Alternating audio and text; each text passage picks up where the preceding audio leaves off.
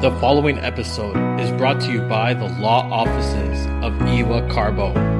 Have you been in a car accident, a slip and fall? Have you received a speeding ticket? Do you need a free consultation?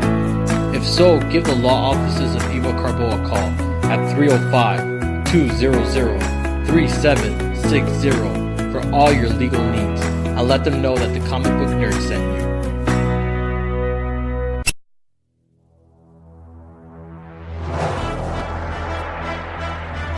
Looking for news in the comic book world? Looking to hear what we think about your favorite comic book movies, TV shows, and books? Well, check us out now on Captain Diamond and SuperDad, the comic book nerds.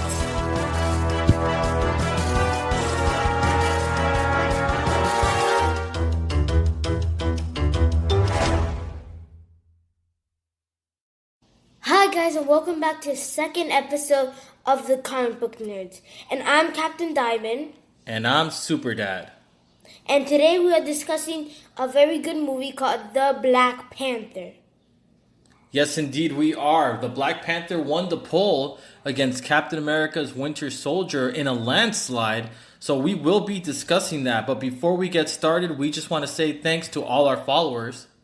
And everyone that wants to be on our show, and every sponsor that we have. So I've been reviewing the emails, the social media, and calls that I've gotten, and everything's been positive. What have you been hearing back from people that have started listening to the podcast? All I've heard was the podcast is good, and they want to be on it. It's crazy to think that this just started with an idea, and in just the 7 days, it's become pretty much a phenomenon with, SoundCloud, Google Play, iTunes, all blowing up. We have our Twitter page going, Instagram and Facebook. And, next thing you know, I don't even know what to expect in the next week coming up. Yeah, I have no idea what's going to be in the next week. We could be famous. That is the goal here, right? Fame, fortune, and maybe a picture with Stan Lee. How about the DC writers? Come on. Well, since we're focusing on Marvel, let's take it one step. And Steven Spielberg. Okay, so with that clue, I think it's time to move forward on this episode. All right, so as we mentioned at the top, this episode is sponsored by the law offices of Eva Carbo.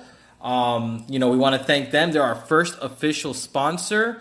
So let's get forward with this. So this movie today is The Black Panther, which is the journey of T'Challa to become the king of Wakanda and his journey on how to overcome, I guess, a rivalry with his cousin, Eric Killmonger. So before we get started, what did you think overall about this movie? Was it an enjoyable view? Well, I like this movie because it still gives you... You think of it as an adult movie, but once you watch it, it's really a kid's movie and it's hilarious. It's great to see that even though this movie is called The Black Panther, we had so many cast members that really stole the show.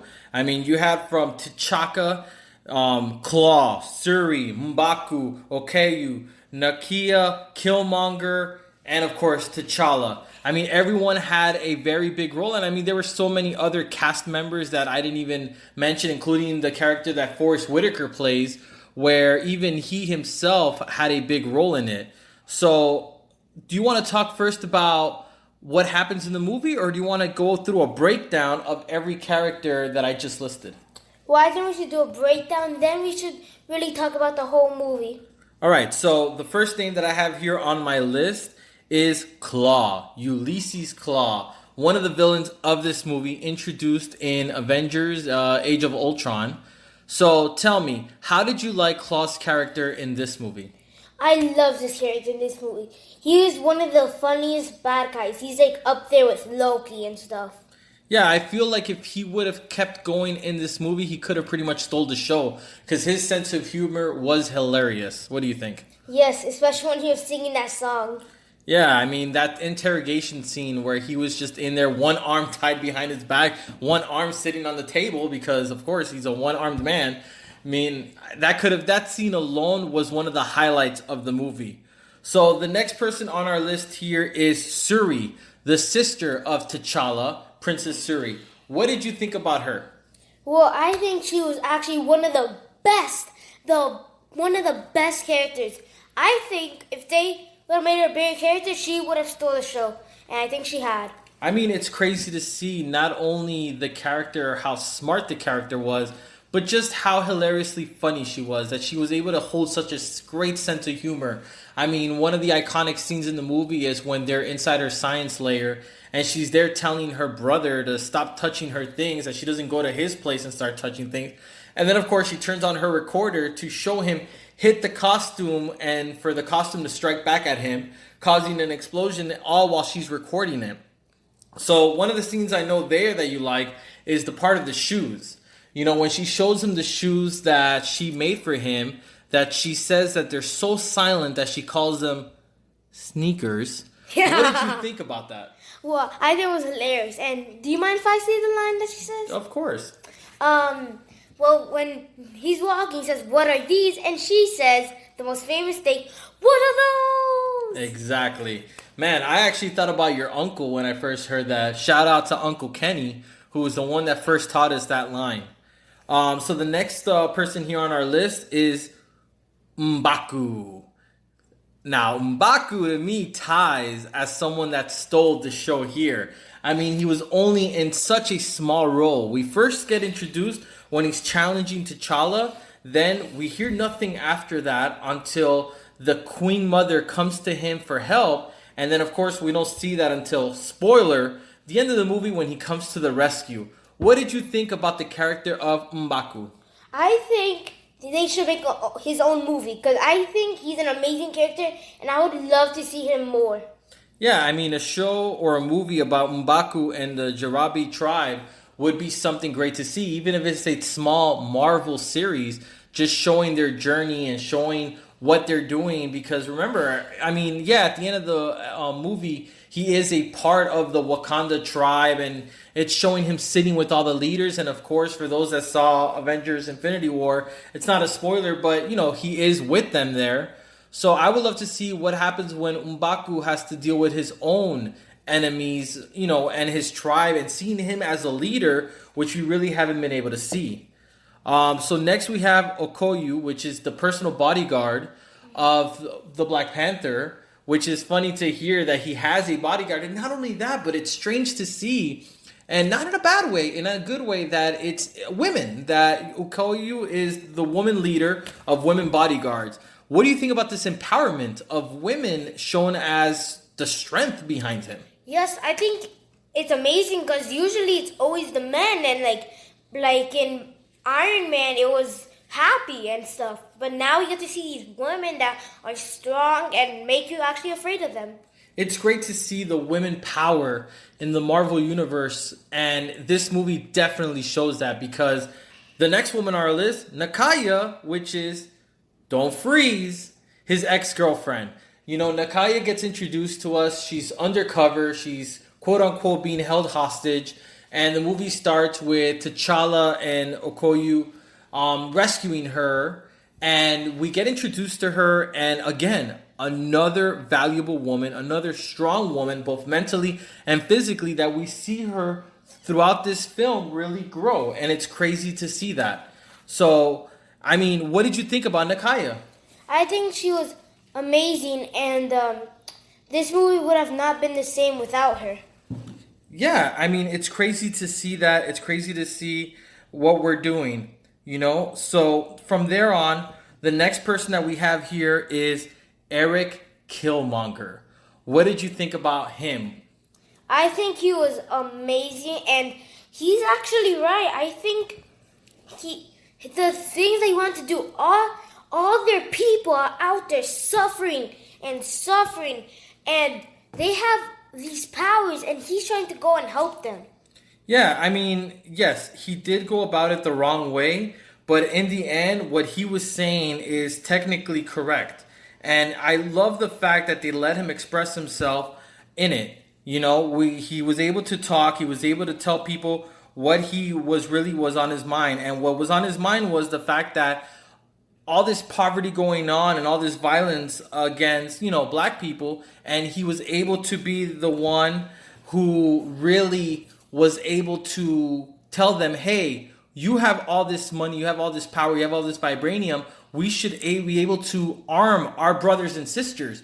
Why are we not doing this? Now, yes, he went about it the wrong way, but of course,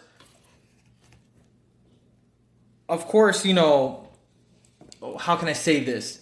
He went about it the wrong way, but of course he was able to do what he wanted to do because of the way he was raised. His father was murdered at a young age. He didn't have any role models, and he held his anger against the throne of the Black Panther, and now he was able to do that. So yes, Killmonger, in my opinion as well, was kind of a protagonist, a good guy, but he went about it the antagonist kind of way. He went about it the bad kind of way. Now, the next person on our list here is the main guy, the Black Panther, King T'Challa. What did you think about T'Challa compared to Civil War? I think T'Challa has changed 100%. In Civil War, he's the serious guy trying to get revenge on Bucky. But here, he's this happy guy. You see him laugh a lot. You see him do funny stuff with his sister. Yeah, I mean, it's crazy to see T'Challa. When we get introduced to him in the last movie he was in, which was Civil War, he's more serious. I kind of saw him kind of like a villain because of the fact that I was Team Captain America and Team Bucky. But in this movie, we're able to see him struggle with the fact of learning that his father killed his uncle and seeing him grow from a prince to a king at the end of the movie. And it was great to see that in this movie. Now, a lot of people have complained that he wasn't the main character of the movie. Because, yes, it is the Black Panther, but the movie was more about Killmonger. What did you think about that? Did you see this as the Black Panther's movie, or did you see this as the rise and fall of Killmonger? I actually saw this more of a Wakanda movie. Because this doesn't focus on this. This focuses on everyone from Wakanda. Even Killmonger's from Wakanda. Yeah, and I mean, let's do also a special shout out to T'Chaka. Now, T'Chaka, I learned in researching for this, the dad, played by John Candy, when we saw those flashbacks of him, it wasn't actually him who was the CGI version. It was his son, who I'm going to pronounce the name Atanak Kani, who played him, which is crazy to think that this whole time I thought it was a CGI version of T'Chaka in his younger youth, but it's actually John Candy's real life son who played him. I think that's great to have that father and son playing the same role. I mean, that must have been crazy.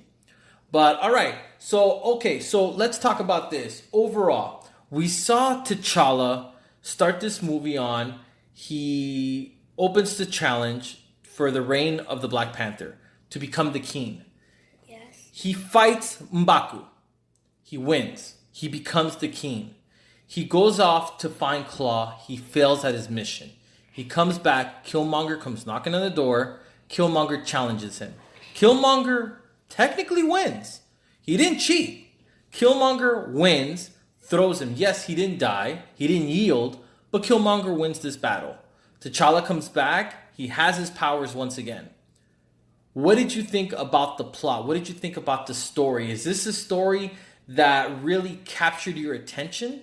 Well, yes. At first, when the movie started, it was getting a little boring. But then after this, I started getting super interested, and I think it can capture a lot of people's point of view. Yeah, it's crazy to see the kind of story. And of course, you and I have talked about this, in the past, watching this movie the many times we have, how different this movie would have just been.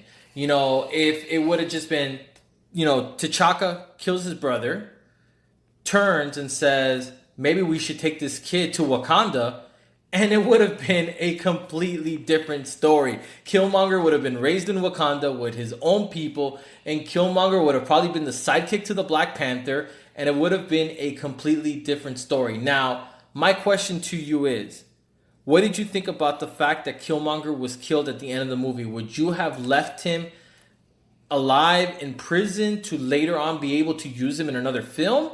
Or were you glad that we were able to give him a conclusion to his story?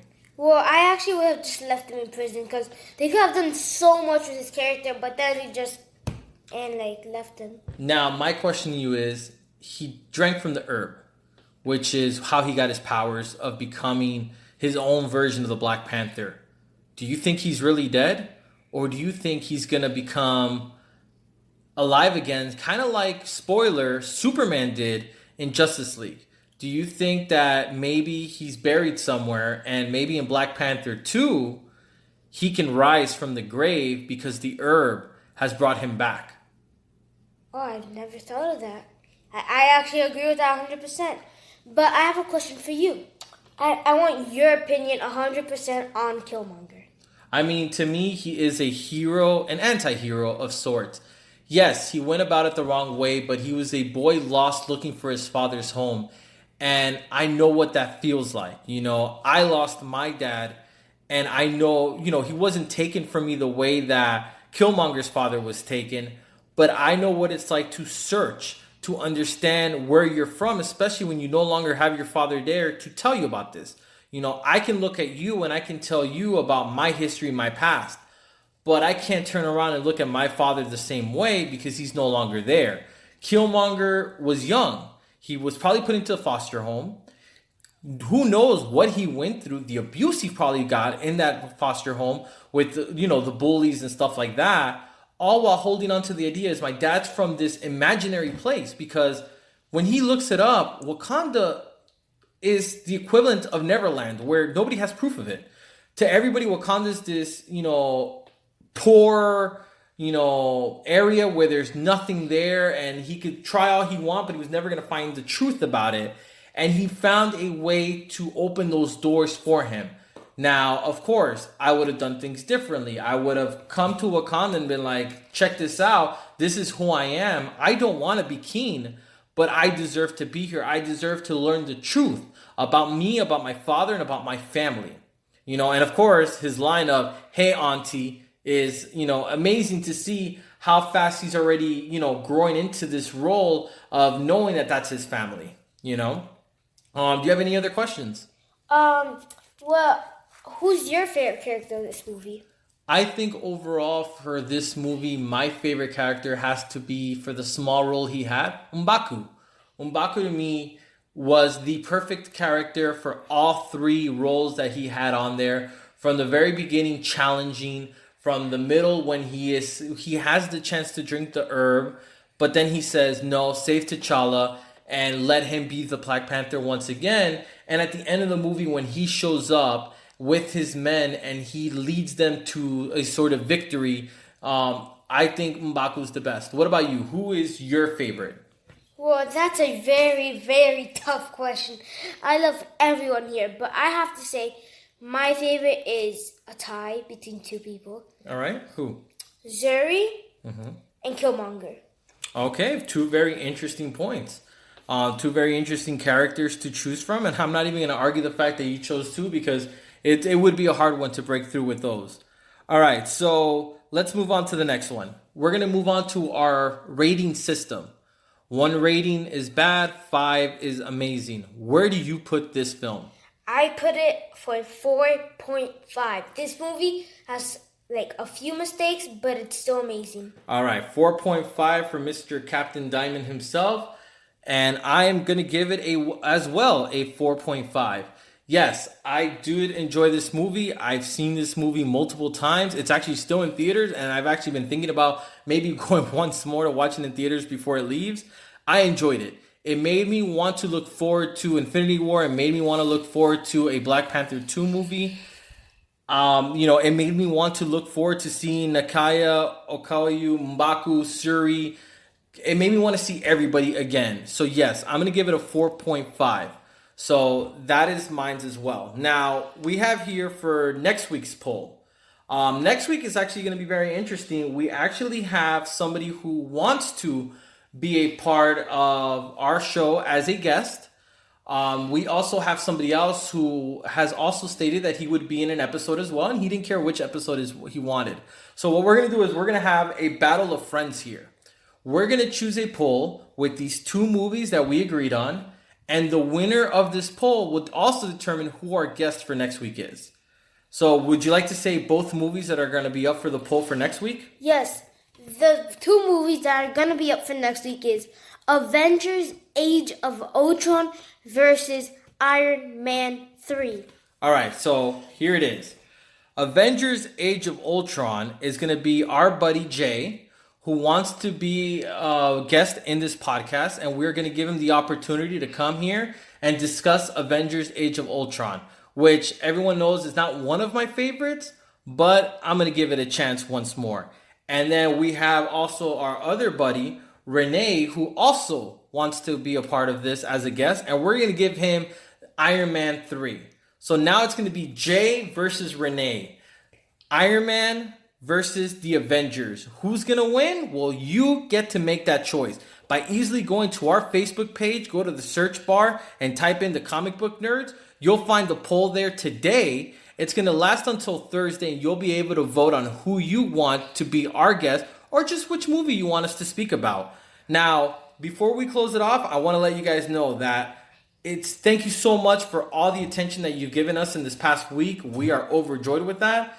Really fast before we go, I'm going to let you guys know to please subscribe on iTunes, SoundCloud, Google Play, or any of your podcast apps. I personally use Podcast Addict, and I can't recommend it enough for anyone who has an Android. Please remember to give us a 5-star review on all your favorite listening devices. Go on Facebook, like our page, go on Instagram, follow our page, our Twitter. All that information is going to be there. And of course, just in case anyone doesn't know, we are a part of the Bearded Hashtag Podcast Network, which you can find more information at beardedhashtag.com or the Bearded Hashtag Facebook page. Go on there. You'll be able to find more information. You'll be able to find pictures, things like that. Everything else that we'll be sharing, we'll be able to do that. But thank you so much for listening to today's episode. This is Captain Diamond and SuperDad signing off.